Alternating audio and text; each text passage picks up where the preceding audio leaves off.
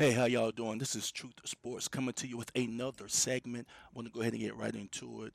And this is going back to the loss that Colorado suffered to Kansas last weekend. First of all, let me say that this video is from Fox Sports, and this is to be used for teaching purposes. This is my first time doing a little video. The video looks terrible, y'all. I apologize. I don't have the software for all that stuff. I'm still learning it, but a person in the comment section said, "I wish you had some video evidence to what you're saying," and I totally understood what they were saying.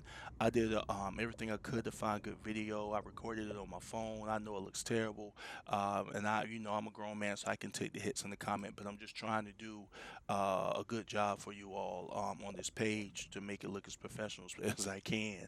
Now I'm still learning this stuff. I'm not that advanced to be breaking down plays and all this stuff, but I had to talk about this play because it was a big play to me.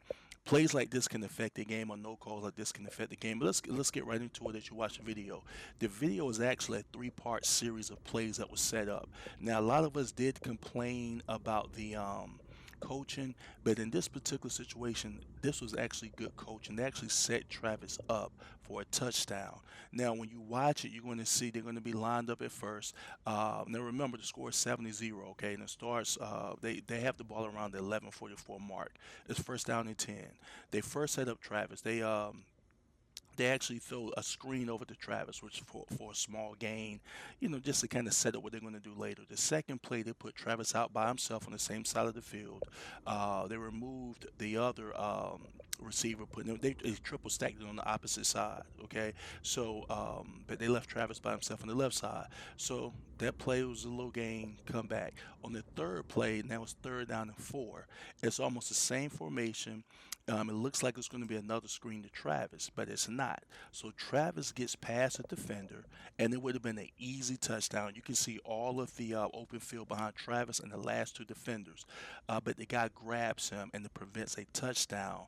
And it's definitely going to be a touchdown because there was nobody behind him. Now, could Travis have dropped it? Of course. But let's just assume Travis was going to catch the ball as he normally does and go in for a touchdown. So then the score is 7-7.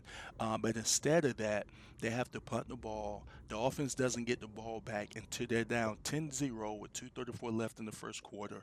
Um, and that made it, which is tough to do. Now, this affects the game because scoring wise, if you come back right back and score against a good team, because Kansas had all the momentum, they was almost damn near unstoppable even early. The crowd was for them going crazy.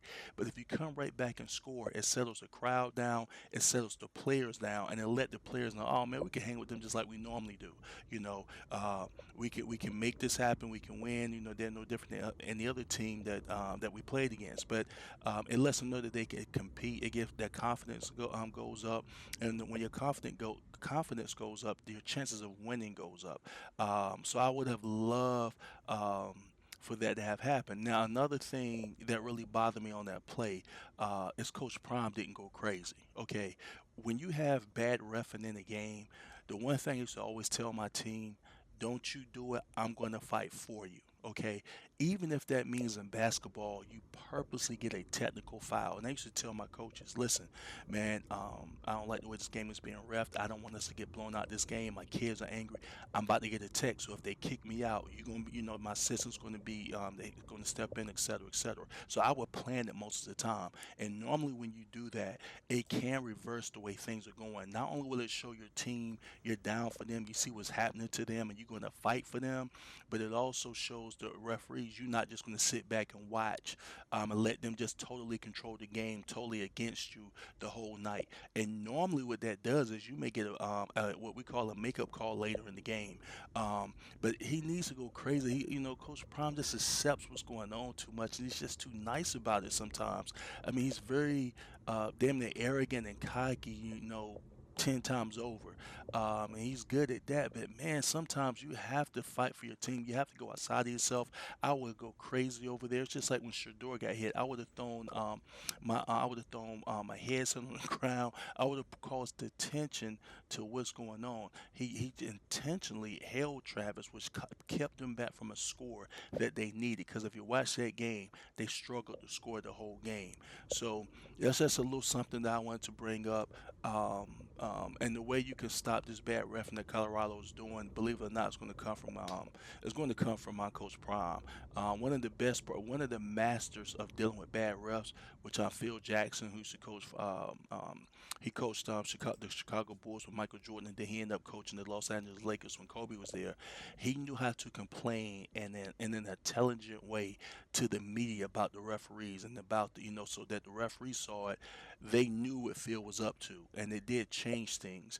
But that's one thing I wish Coach Prime would start doing is fighting for his players with this bad refereeing because we can all see his terrible refereeing for these games, and Coach Prime just kind of sits there and takes it, and that's not going to be good for him in the long run. You better, because these Big 12 refs are terrible, man. They are terrible. So I would just like to see him fight a little more. You don't have to curse because he's not a cursor, but you can. You're a grown man. You can express yourself and let them know how unhappy you are with the way that your team is being refed, and it is costing him games and it is costing him points. And you all know that. But it's been Hunt 919, Truth to Sports. Ride with me.